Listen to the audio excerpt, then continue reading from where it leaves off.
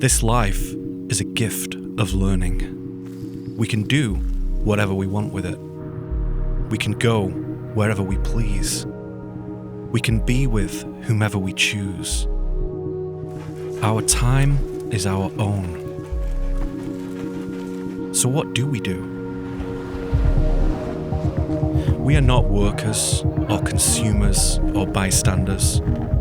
The ways of empty toil and obedient endurance are not our ways. There are no careers and no authorities. Success and failure do not exist. These are the old unconscious patterns, refuges for those who choose sleep.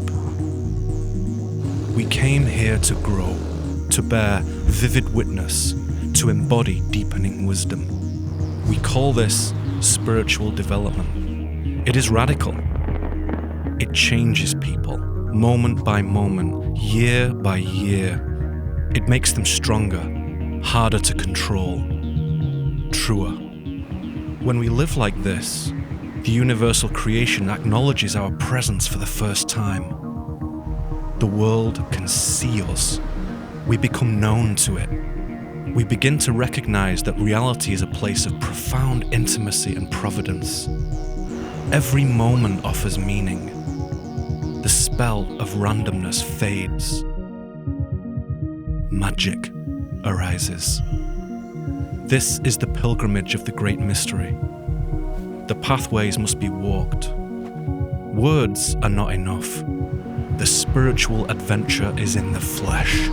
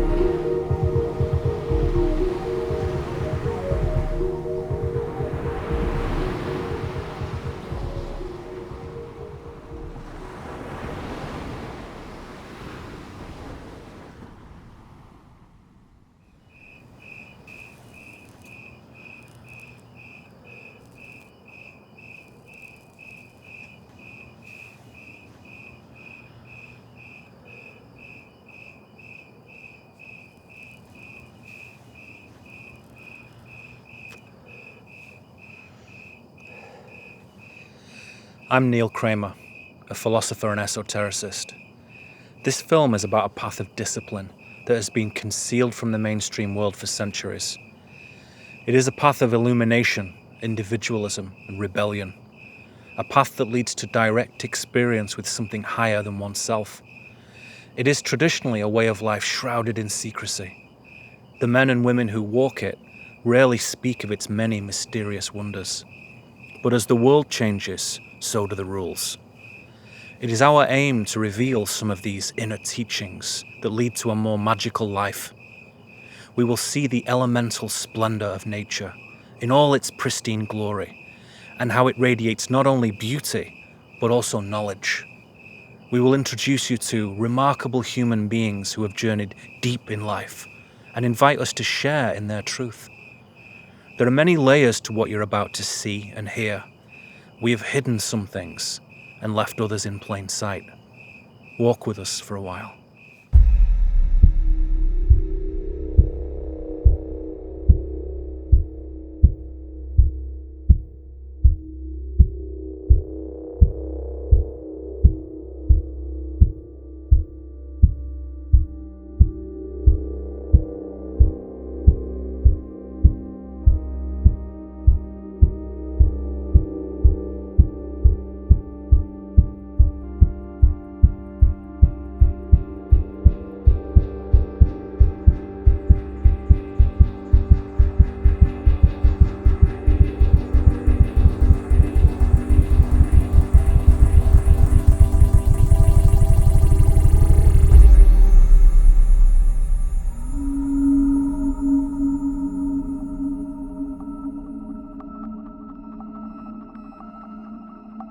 Fire in mind, spirit in flesh, being in motion. To be alive, to inquire, to suffer, to restore, to embrace.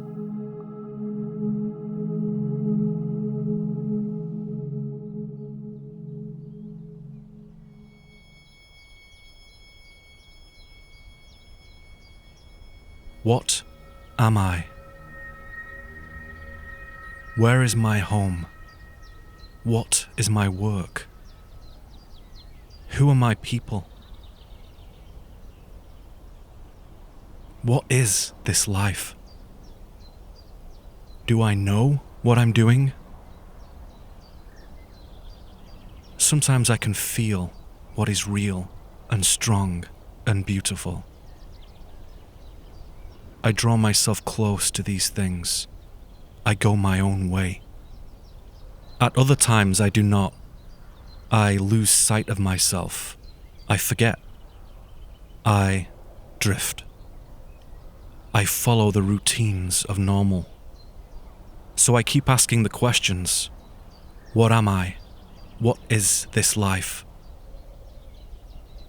They guide me, day by day, toward a more truthful life.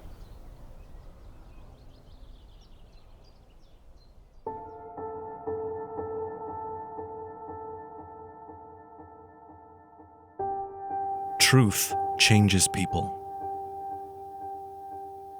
When we look into the nature of who we are, what we're doing, and what is really happening in the world, it changes us. The more truth we discover, the more change comes. Life circumstances go into flux. Broken things dissolve. Whole things grow. Something profound stirs. To walk a path of truth is to take your life in your own hands. It is disruptive, confounding, dangerous. Truth destroys the world you used to live in. What is life for? What is the purpose of all this commotion and struggle? The things we build and the things that fall apart. Delicate thoughts, feelings, dreams, grief, and joy. All that we learn and all that we forget. All our days. Why?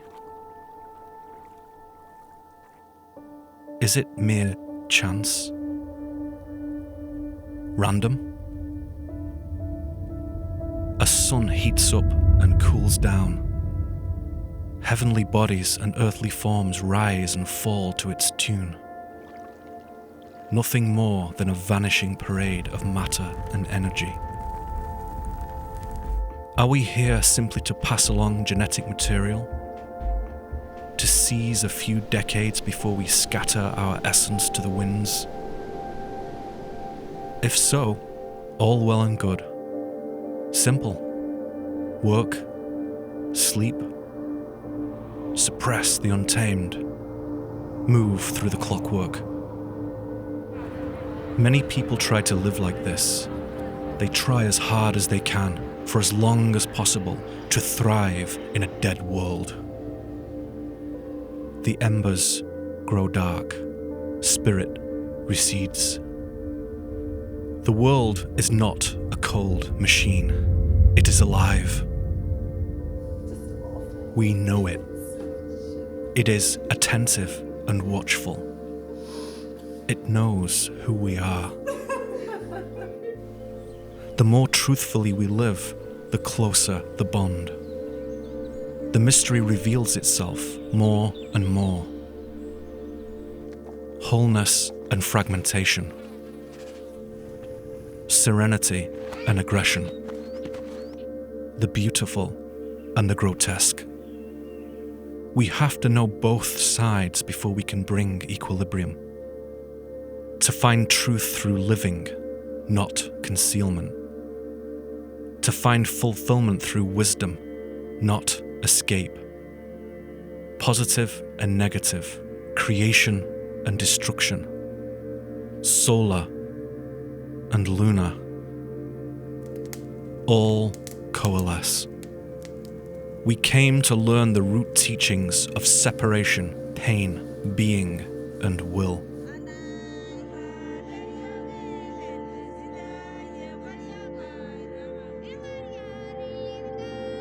We acquaint ourselves with them through choosing ancestral bloodlines that embody these earthly puzzles.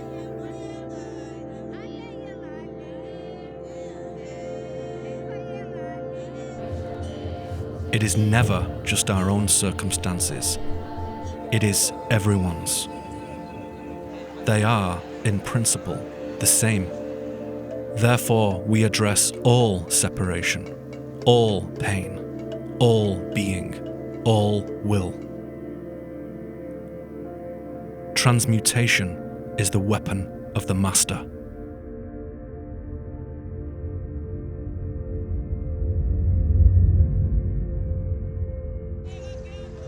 The spiritual impulse is in everyone.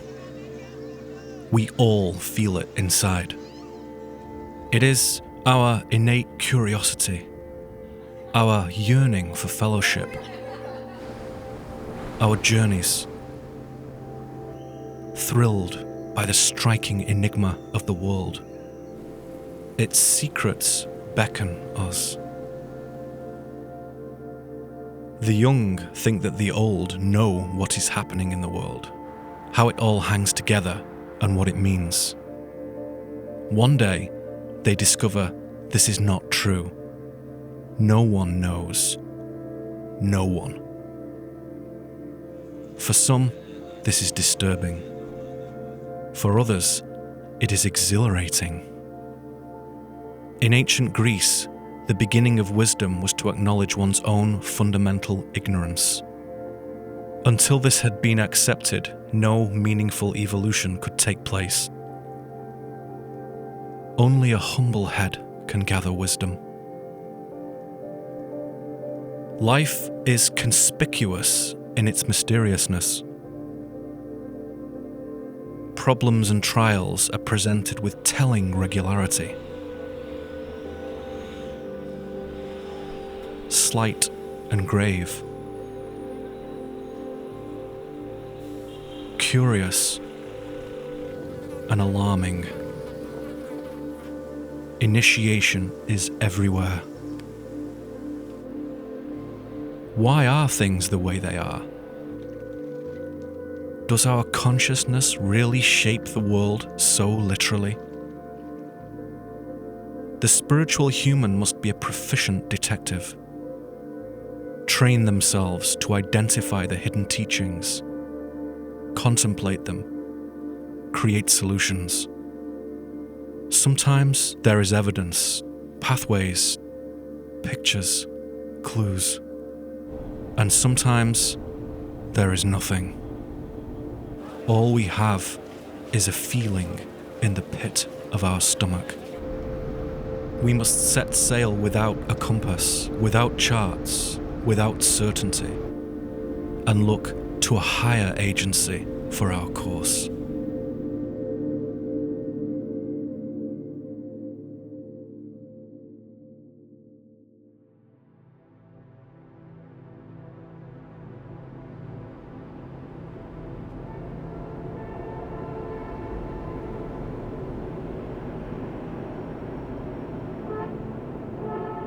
In this world, we are each presented with a choice.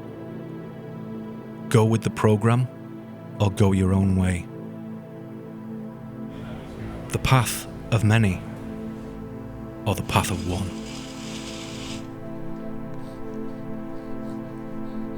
From birth, everyone is conditioned to go with the program.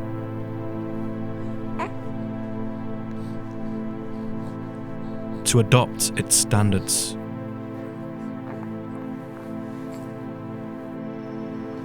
To to live by its commerce, to agree to its one and only reality.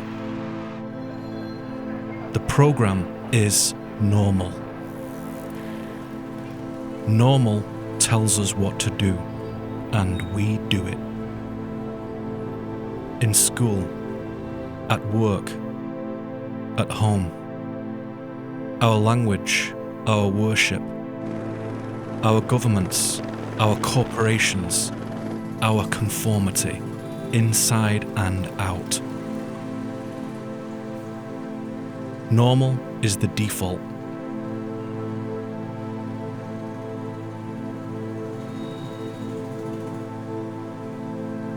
There's just one problem. Normal is not your friend.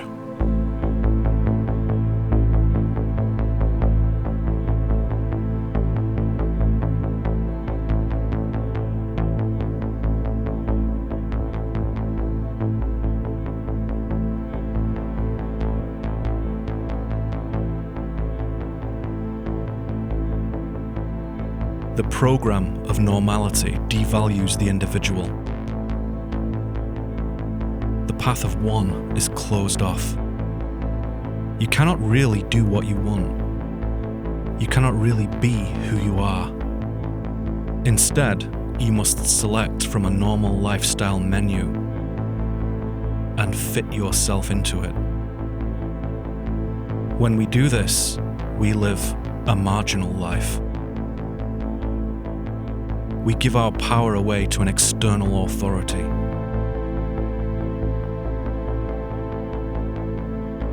We help to make a kind of empire.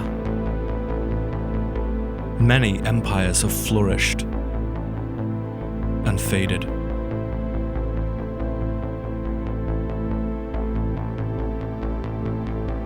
Egyptian,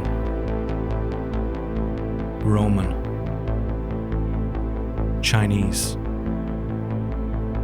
Incan, Mongol,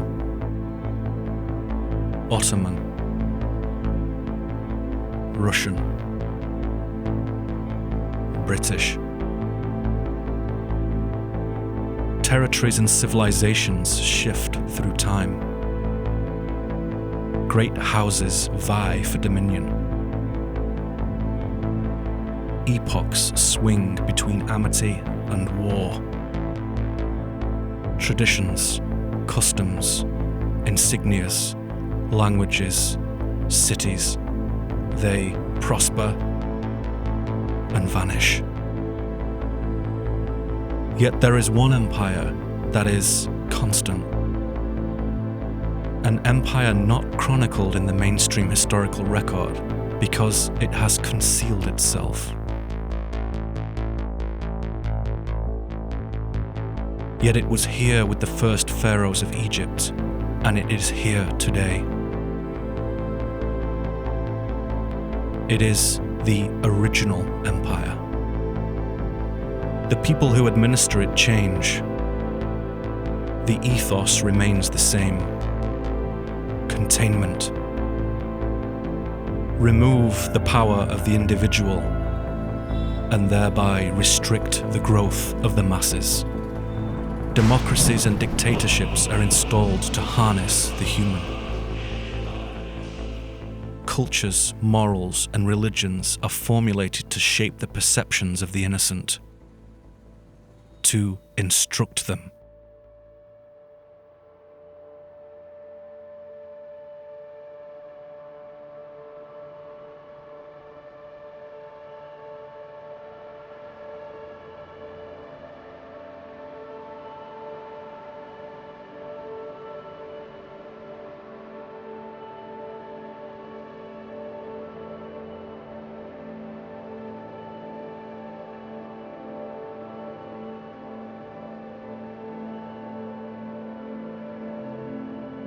Nature is a pure teacher. In its elements, its animals, its movement, the sacred radiates.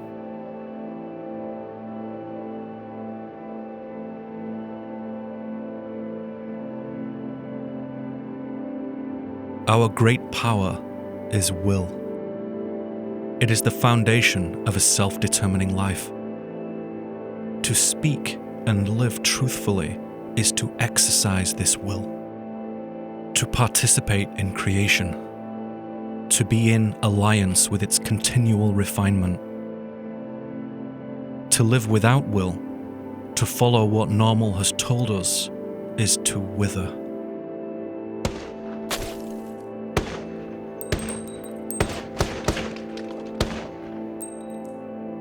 Instincts for adventure, wisdom, and passion are disengaged.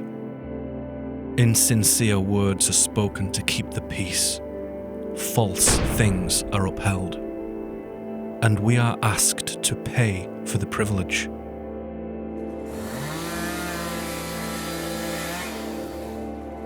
The elements themselves are considered commodities to be bought and sold.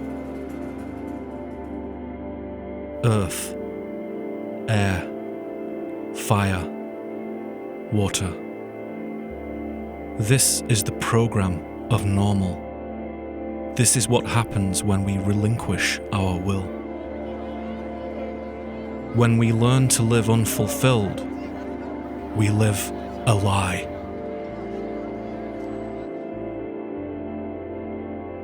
There is a German word for a special kind of sorrow. A sorrow that arises from feeling the brokenness of the world. Weltschmerz, world pain.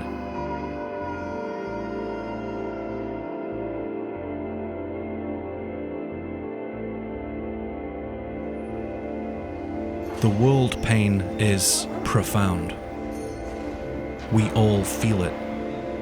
Sometimes when we cry in our own grief, it pours into us.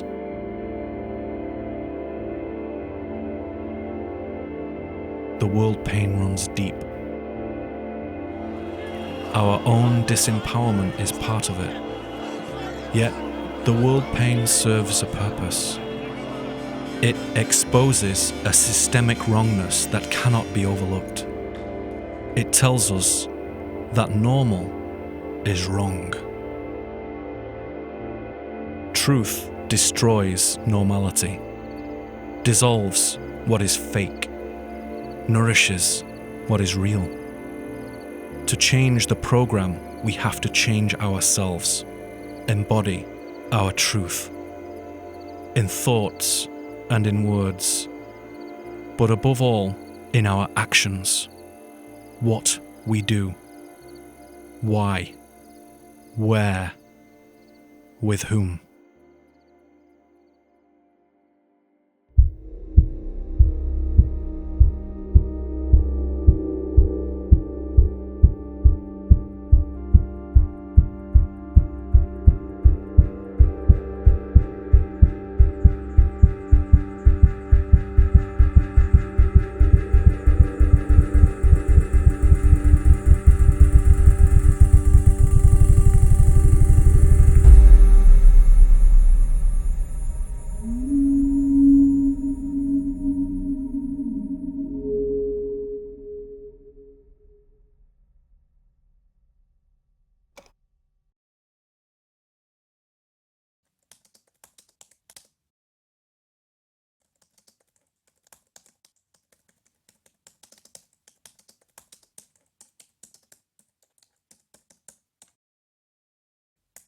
Who lives the most truthful life?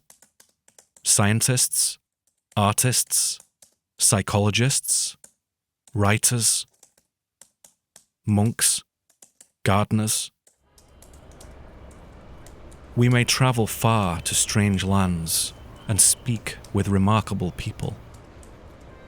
We may read arcane texts and sit with other students of spiritual truth. Listen. Observe, contemplate. Good things may come.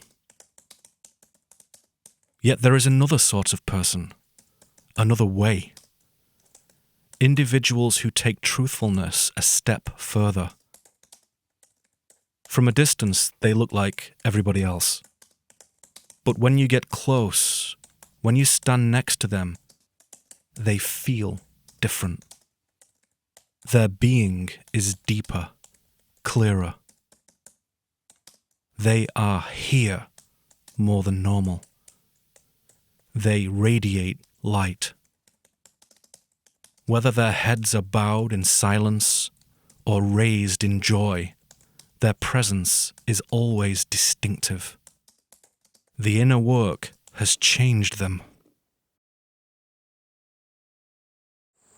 I went off to college and just let go of it all. I just went off and just plunged into the world of fun and pleasure and advancement, professional pursuits, and got to this point of deep alienation and meaninglessness, and was not taking very good care of myself physically and emotionally, and was under a lot of stress with academics, and was getting close to the point where I'd kind of achieved everything that I'd set out to professionally. I was getting to where I've worked and stressed over, almost hit what I would call my rock bottom. I definitely just was a lost soul, very far from anything nourishing and enriching. Coincidentally, I was traveling abroad and I came into contact with healing modalities and some medicine offered there that just gave me a new, renewed perspective on what is possible for a human being to experience, and the quality of being that,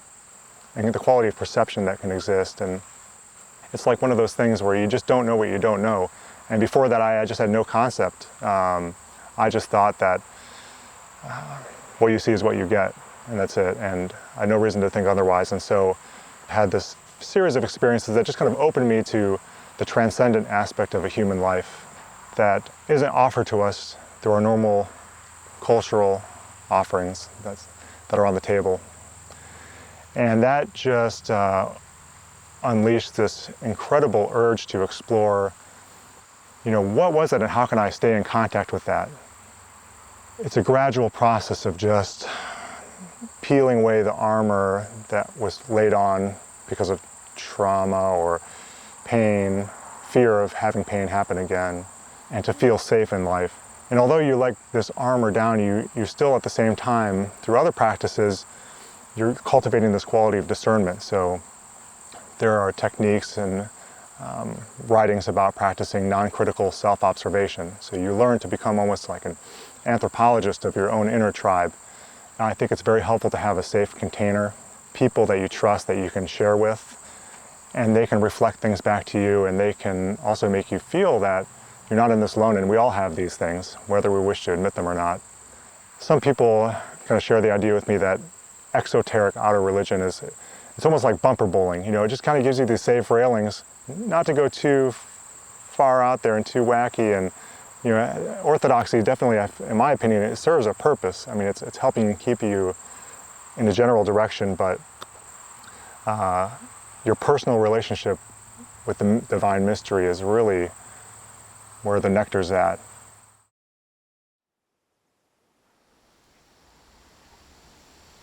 For those of us who place a great emphasis on satisfying others, pleasing others, it can be especially difficult to liberate oneself from others' expectations.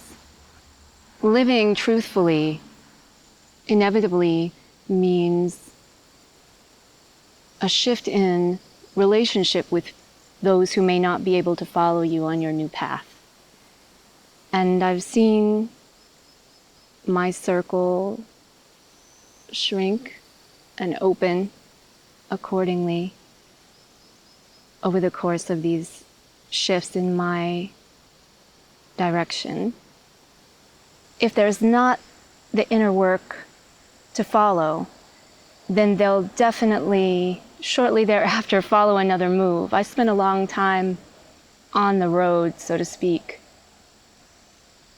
The grass is always greener on the other side of the fence. Always looking for a way out. I remember when I was a child swinging on the backyard swing set, and I just thought, if I could just swing a little higher, I would fly away from here. I would sit on the back fence of this small town and watch the cars go by and think, when I'm old enough to drive, this is what I'll see in the rearview mirror, and I'll never look back. It didn't feel like my place or my people, the ideas that were being put forth, even before I had a point of reference to know it wasn't true or right. In my core, I rejected what was being impressed upon me as the norm. It can be very challenging to tell these kinds of stories, but it seems like the more we walk along the path and the more we broaden our vision, the more we see how everything has led us to this moment. Everything that we have done has led us to this moment. All the ups and all the downs, all the backs and forths, all the ebbs and flows. And so just doing our best to stay aware of that and to be thankful. As I look back, I can see that I've been pushing myself and that I've put myself in situations to recall, to re-embody the wisdom, whether it be the characters that were my parents or my siblings, friends that came in and came out, other sorts of characters, and it has only sped up. So part of the process has just been being in the flow of it and doing my best to be in line with my highest self, to be aligned with the ways in which I can be of service to this movement, because we see that as much as the movement is us individually creating and becoming more conscious, becoming more aware, it is a movement that we are in that is moving us. So how can we be in harmony with that? How can we be, as we say, in the flow? It's one thing to be exposed to a lot of information. It's another thing to embody it or to give it that next level of realization. All of the great masters, they had an experience. For us, we are very happy that many of them were called to attempt to communicate it. But what it seems like they were saying always is, don't take my word for it, put it into action. And so it's just constantly putting the things into action. And sometimes we look at each other and we say, oh man, I can do better here, I can do better there. As we see the things that happen to us, we can receive with a greater degree of centeredness, of equanimity, of presence, so that we're not buffeted, we're not slapped around by life, by the great goddess life, quite as much as some. But just continue the work every day, continue the play, continue the practice, continue the progress and the trust in the process, and just go with it and have a good time. And then we find times where we get together and we reflect, and we look back and we say, man, I remember when, you used to do this. I remember when I used to think about it like that, and then this happened, and now we're here. Wow, we made it.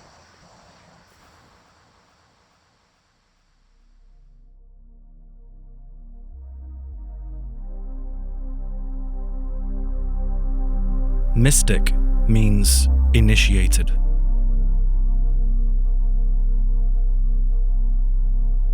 From the ancient Greek mystes, one initiated into the mysterion, a system of higher knowledge regarding the secrets of creation. What reality is, what it's for, how it works, our place in it. The mysterion later became simply the mystery. The Eleusinian mysteries of Greece offered an opportunity for anyone to experience this sacred world. Ceremonial enactments depicted the three phases of awakening to spiritual truth: separation, searching, reunion. The journey of Persephone, her descent into the underworld, and her transformational rise back to the celestial mother, Demeter. This external theatre was a pathway to the real journey inside. It awakened a dormant impulse. People no longer felt quite so alone. Seeds of power shared, new openings. For anyone who wished to go further, to become initiated into deeper transformational knowledge, there was but a single pathway: the complete devotion of one's own life. Everything was on merit, everything earned, no entitlement of any sort. For this reason, the heart of the Mysterion was never committed to paper or stone. Nothing was written down, not a word. Everything spoken from one person to another. All held in the spirit of living, breathing men and women. The land held the people. The stars illuminated them.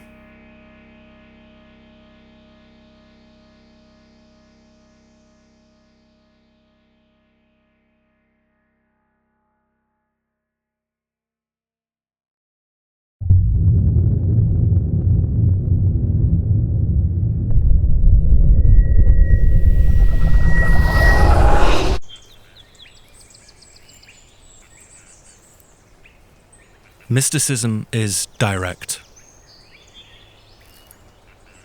experiential. You can't just talk about it, you have to do it. Strength, openness, humility. The freer from dogma and doctrine, the more wisdom arises.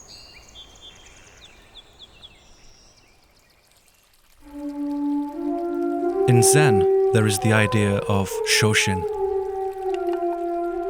beginner's mind. It teaches that there is great value in the attitude of the newcomer, an absence of preconceptions, a fertile receptivity, a willingness to hold the incredible, the will to push into the unknown. As the teacher Shunryo Suzuki said, in the beginner's mind there are many possibilities, in the expert's mind there are few. 1,000 years prior, a profound teaching, an individual pathway. What is the one road? Personal experience. What is the way? Go. What is the road? Where is the way? Begin walking it.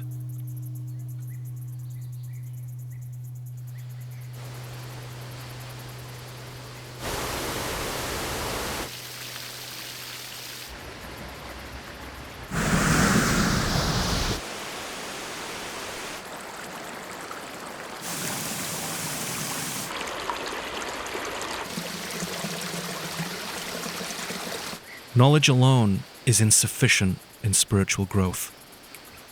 Truthful living in mind, feeling, and will is what counts. In being, purity in motion.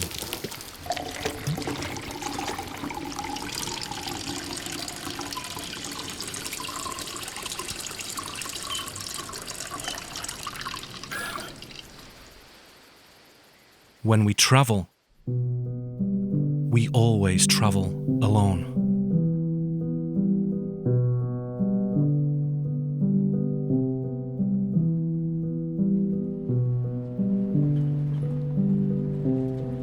In solitude, we see the beauty.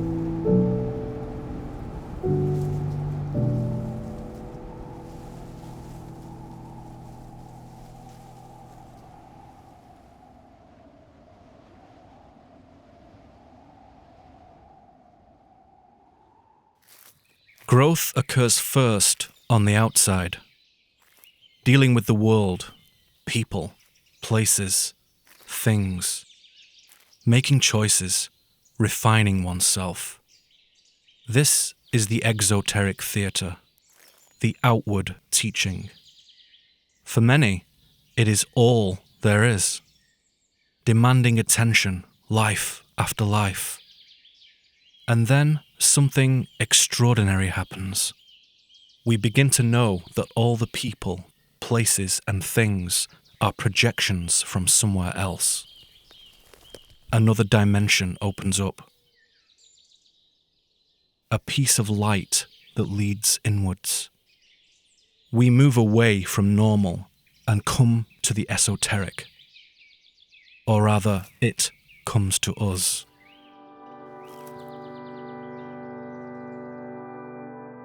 What was previously hidden becomes observable. What was out of reach is within our grasp. What was out of focus becomes clear. Higher definition, more resolution. Reality reveals itself. Fresh knowledge, new visions, consciousness from lucid men and women, from nature, the animals, the elements, and further still from other sentient beings we have yet to welcome into our encyclopedias. We see that the human soul is in deep accord in every moment with the all-encompassing cradle of life, where all converge.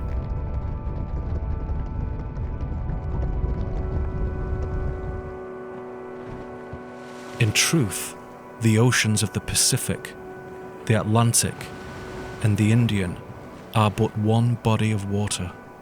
They connect every whale, every coral reef, every ship. They are all held together, all known. If we learn to read the water, we can know all that it conveys. Until the 17th century, we could not prove the existence of the very small and the very distant things of the world. Not until we crafted microscopes and telescopes to see and measure. Then we had the empirical confirmation that normality prizes above all else.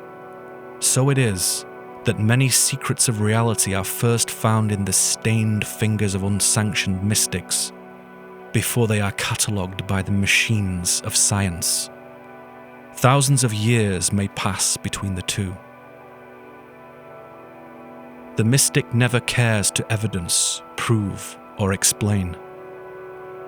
As a pioneer navigates the unknown, without approval or necessity, risking everything for the invisible, so the mystic learns that his journey is always solo. Knowledge is an echo of a thing. Knowledge of a tree cannot reveal what it is to sit beneath one.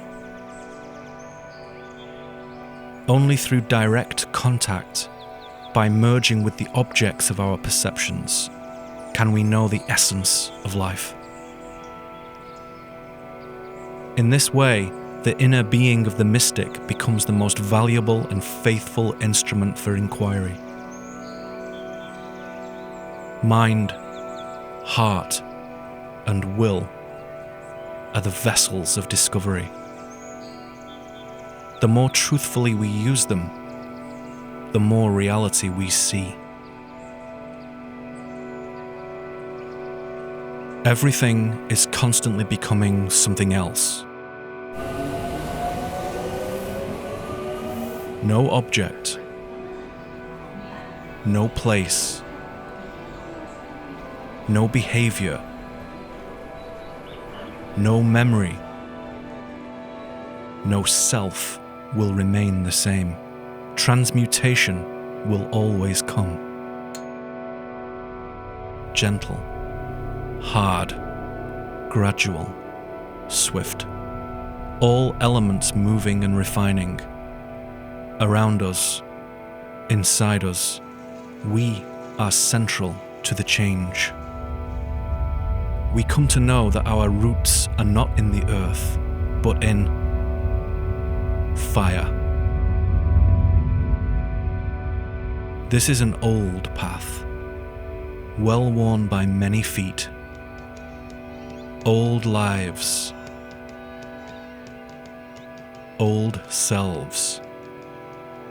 We do not remember them, yet we go on walking because we know the path leads home.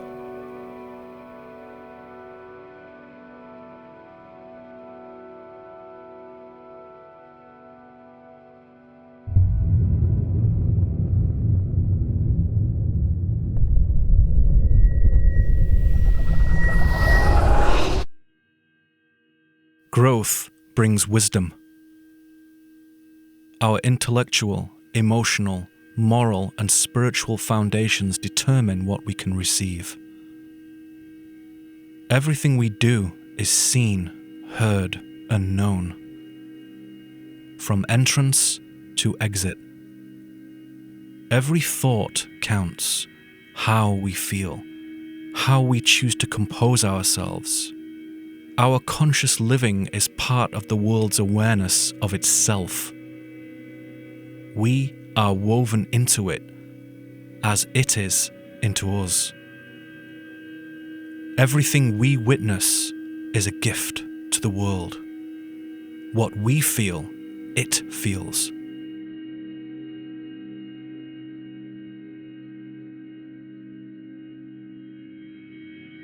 When we make growth the core of our life, the world ceases to be just the backdrop, the scenery behind our day.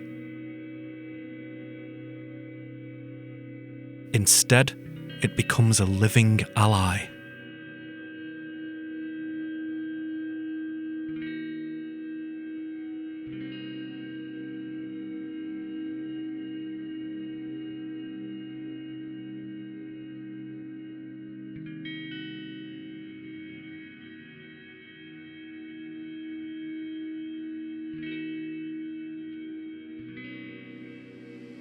Matter is frozen spirit.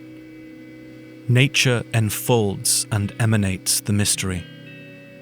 Regions of undisturbed wilderness, forests, plains, valleys, deserts, oceans speak of the source of life,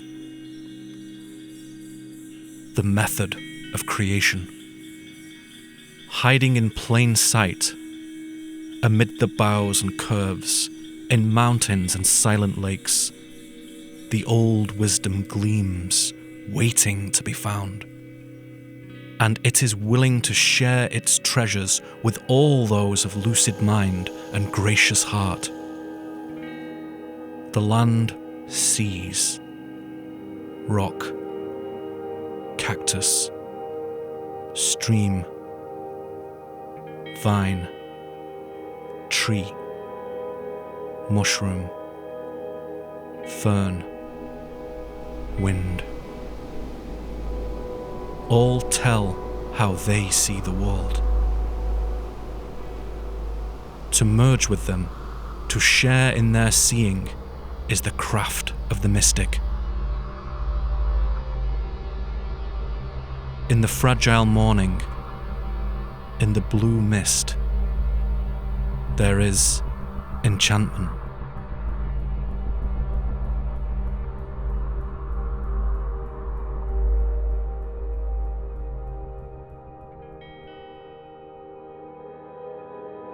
Nothing endures, but nothing is forgotten. Everything comes and goes, large and small, old, new, majestic, modest. The brevity of life is the biggest clue to its meaning. We know that a firework is a short-lived thing. Up it goes into the night sky, an incredible blossoming. And then, it is gone. As quickly as it arose, it is no more. blackness returns. The elements reform. Nothing has gone anywhere. Transmutation has taken place. If the firework lasted hours, its charm would be lost. We would tire of it. The momentary blaze of its existence is the essence of its beauty.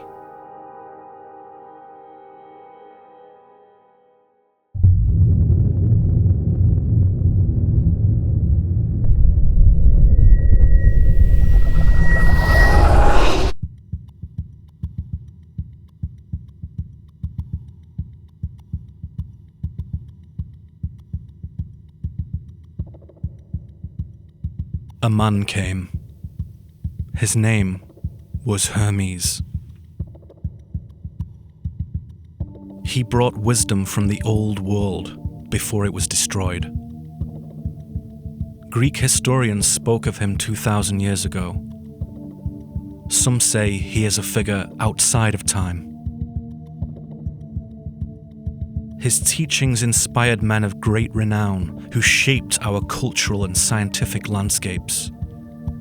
Dominican friar, priest and scholar Thomas Aquinas, courtier and explorer Sir Walter Raleigh, statesman and philosopher Francis Bacon, physicist and mathematician Isaac Newton, poet and painter William Blake. To some, Hermes Trismegistus was the living embodiment of the Egyptian god of wisdom, Thoth, the sun god, Ra, as well as the Roman god of boundaries and communication, Mercury. Hermes kept watch over all students of spiritual truth and helped guide each man and woman through their own life pilgrimage. Hermetic teaching contains both exoteric and esoteric meanings, open principles for everyone, and coded directions for those who wish to go further. The works are highly metaphysical in character, dealing with creation, divinity, ascendance, the growth of the soul, the keys of nature. Mind is understood as the bridge between God and earth. A unique bestowal, the celestial light within. The mystic must purify himself to receive the creational word. His strength, his grace, his love. Extraordinary power, communication with higher beings, advanced knowledge of the heavenly bodies, mastery of the elements. For this reason, every initiate had to demonstrate his worthiness over years of fidelity and discipline. Everything in secret. The very existence of these superhumans was a threat to the religions of empire. Hermetism was dangerous. It made humans free. It returned their spiritual heritage, inspired them. But most of all, it gave direct communion between the individual and the divine. No middlemen, no priesthood, no bishops, no kings. The pathway was singular, always individual, always unique, total liberation. So the mystics moved in shadow. Through many periods of imperial Earth history, it was necessary.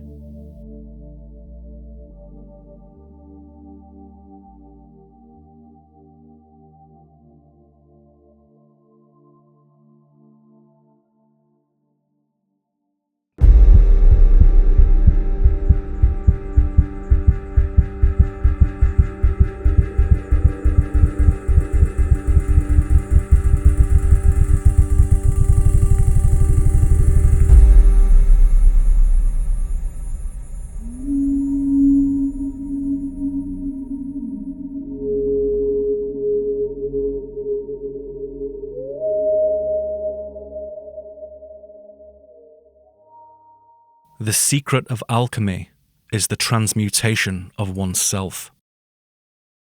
Purification is the beginning of change. To release what is false, to unify what is true.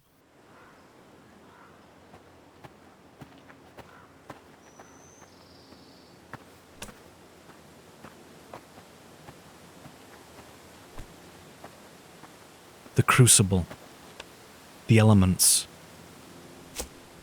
the fire.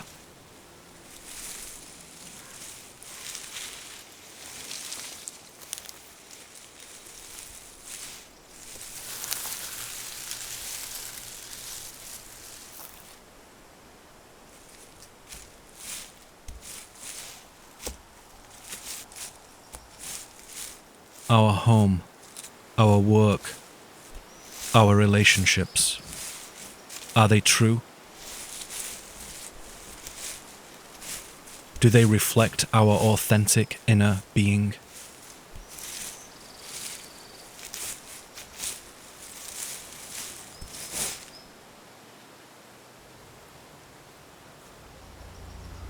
We move to the threshold.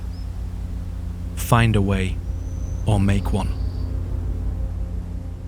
Deeds, not words.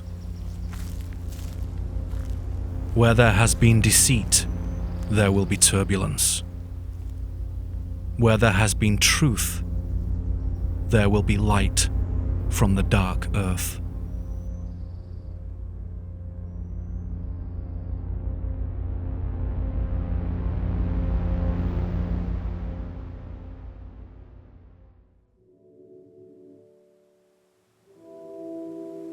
At about age 30, I had checked off every single box that one would expect within a traditional Western successful life.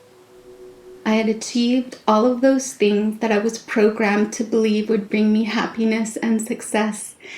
And I stood looking at my creation, and although it was full of joy and it was beautiful and there was nothing wrong with it, I realized it was not enough, and that the foundation I had built from to begin with was broken. And that realization was rather devastating.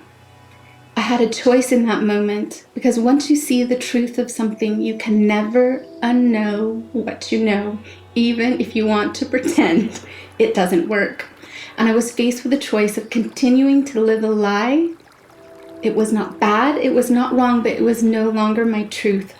Or making the changes I knew I needed to support an expanding consciousness, a way of being, living, and acting in the world that would contribute to growing past the limitations that I was handed when I first arrived. The known trajectory was no longer available to me. And I will tell you, it was terrifying. I will not lie. It was very tempting to just stay where I was. But for me, the external trappings and temptations and acknowledgement no longer trumped the inner exploration, which was for me how it began, looking inside myself to try to source the root reasons that I was here, which had been externalized almost exclusively up to that point. When I say I would invite my pain to tea in a safe environment, I would take out my pain and look at it, pick it apart, understand why it had visited, where was it sourced to, what was my responsibility in contributing to it occurring. In asking pain to tea, you understand that there's layers to it. Some of it is of your own creation through your own choice. Some of it you were born into through family circumstances and choices of the people who are in your immediate environment. And some of it is from the state of the world at large. Within a very small window of time, I changed every single aspect of my life. Every person that I saw, where I lived, my employment, what I read, what I didn't read. I turned off the television. I shut the door on the house and I walked out into the world and never went back.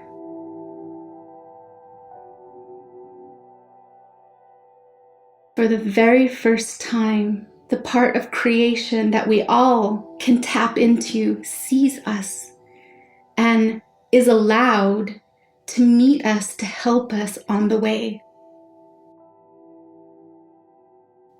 I couldn't see as myself, but there were aspects of myself and people around me who could, that would come into my path, or little awarenesses that would pop in the moment when I trusted moving into territory that I was clueless and had never even, on some levels, entertained that could be possible. Where there are synchronicities and ways that your physicality is transcended that are very normal and actually very natural, but when you've been living in a confined thought process, as your expansion of consciousness comes, the way you move in the world shifts as well. When I began to trust that process, I made friends with fear. I looked at fear, and instead of allowing it to cripple me, I allowed it to fuel, and I allowed it to become something I could be comfortable experiencing. As I did that, it no longer had the power to paralyze my life. In the moments in my life when I have thought, I cannot do that, I learned to take a beat, to take a pause, and to separate myself from the thought of I cannot, and to ask myself the question, why? Why has become a very powerful, transformative word in my life. Because when you ask why, it forces you to look at your thinking, your reasoning, your emotional landscape that is either expanding or contracting your consciousness. And then ask, why can't I? And you have to take the responsibility then for that answer. People don't ask why and they don't take responsibility, because when you do, you are forced to change or then live a lie. So if you don't ask to begin with, then you don't have to know.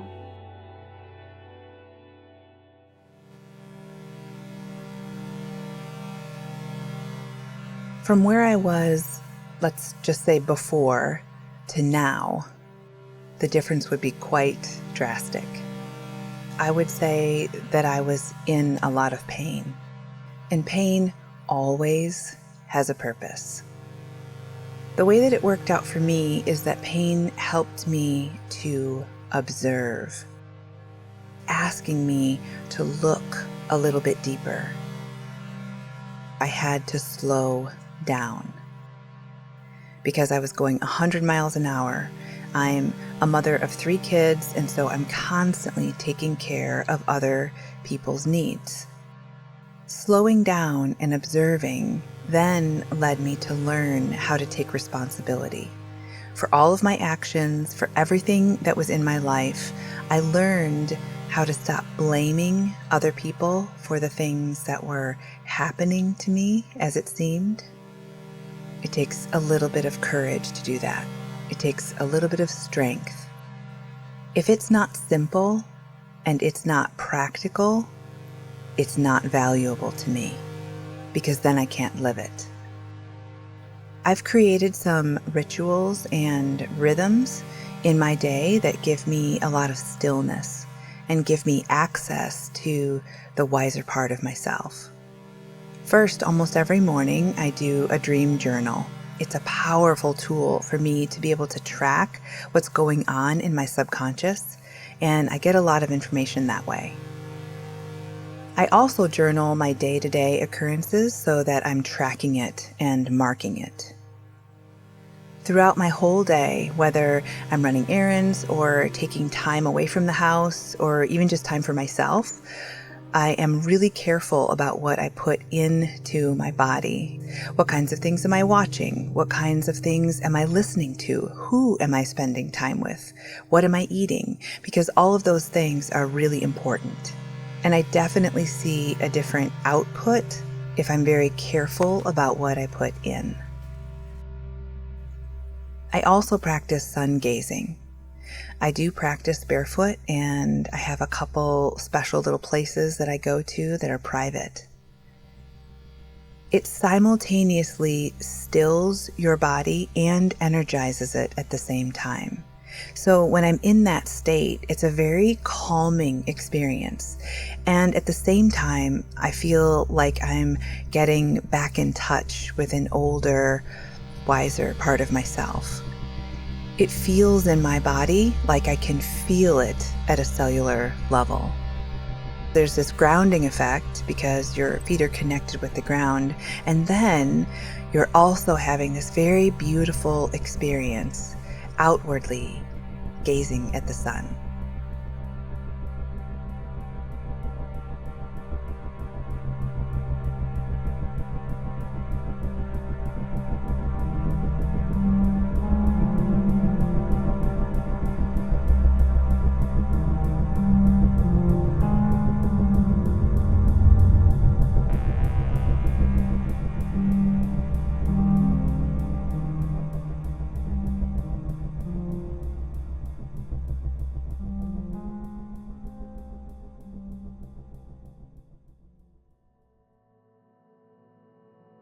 If we talk about spirituality and what is going on in our world, in my view, one of the most important things that we have to help people understand is that nobody is coming to save you.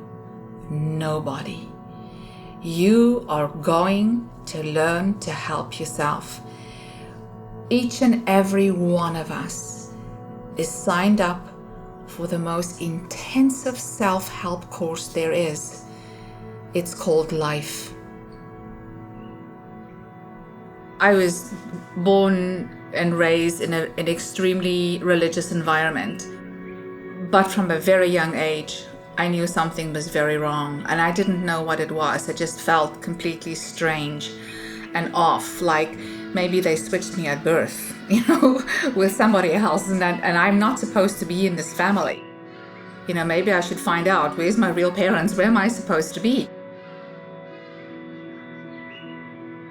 In retrospect, looking back over many, many years now, I know that I chose that. And I had to choose that because where I was born, in the family, in the country, in the environment, the entire setup was the exact right setup for me to grow. It is what started the process. So my growth started at a very, very young age. And it started by just asking questions. To myself, I had nobody else. I wasn't expecting an answer, but my head was full of questions.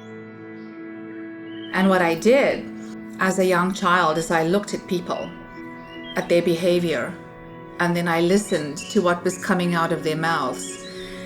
And even at the age of maybe 10 and 11, I already knew something was very wrong because what came out of their mouths didn't match their behavior.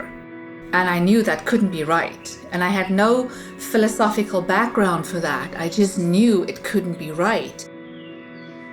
So the environment that I was born in was the exact right environment for me to stimulate, to kickstart the spiritual growth process. We can teach man earthly law, but the law of life is self-learned. You have to figure it out, and the only way that you figure that out is by actually going through some really uncomfortable, sad, and horrible experiences that make you think. I can tell that some people have these experiences and then they just say, well, that's life. It's tough and it's hard and that's just the way that it is. And I've just got to find a way to deal with it. I did not. I had to understand it. I had to figure it out. I've reached a point in my life where I realized that this life is not about work, work, work, work. all the time, and that it isn't about the material things. In fact, my entire life is really about me. As it should be for every person, it is about me. Now that I've found where I fit and what I need to do, now it is about expanding that process of living where joy becomes a part of my everyday existence. One of the most incredible things that I discovered about joy is that it is not something another person gives to you. It is something you generate from within.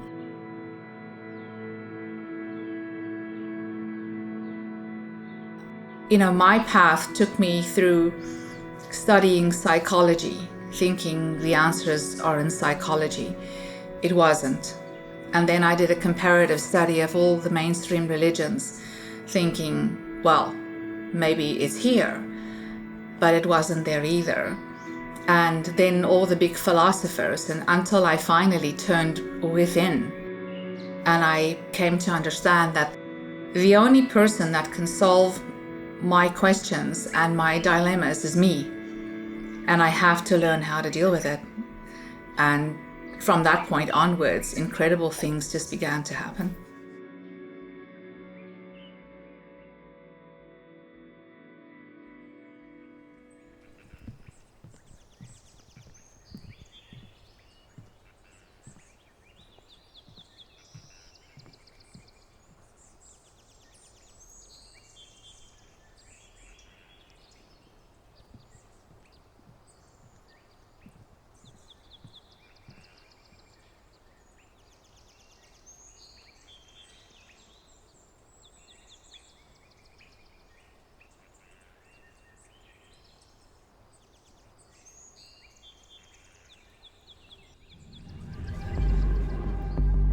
The world is a thought, wide, abiding, fertile, enigmatic.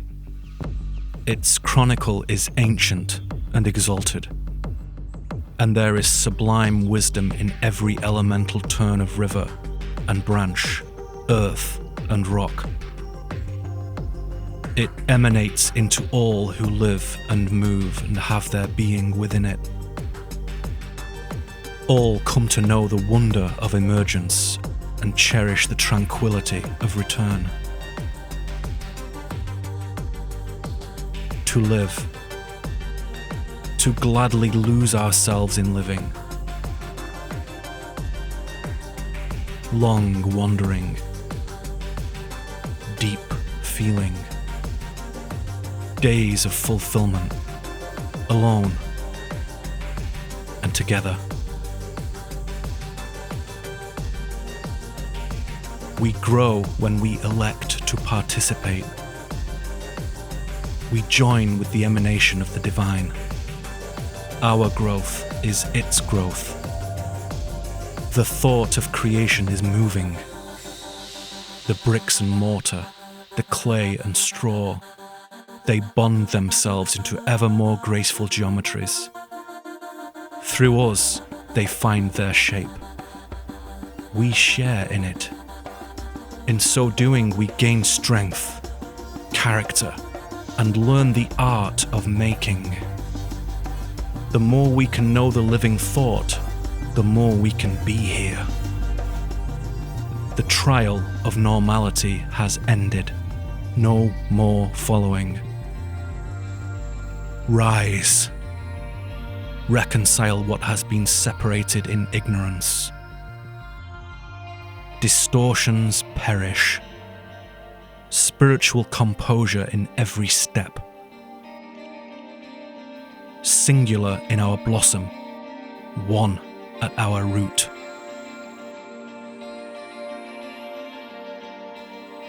To embody the mystery is to become oneself for the first time. To breathe, to transmute. To feel the sovereign spirit in the blood.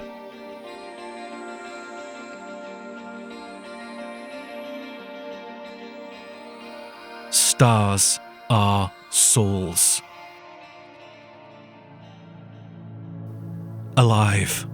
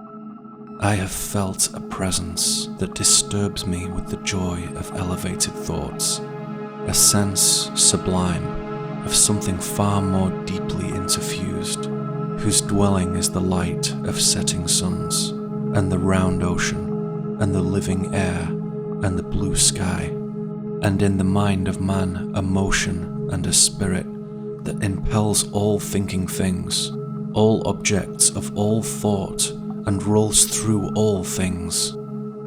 Therefore am I still a lover of the meadows and the woods and mountains, and of all that we behold from this green earth, of all the mighty world of eye and ear, both what they half create and what perceive, well pleased to recognize in nature and the language of the sense the anchor of my purest thoughts, the nurse, the guide, the guardian of my heart and soul, of all my moral being.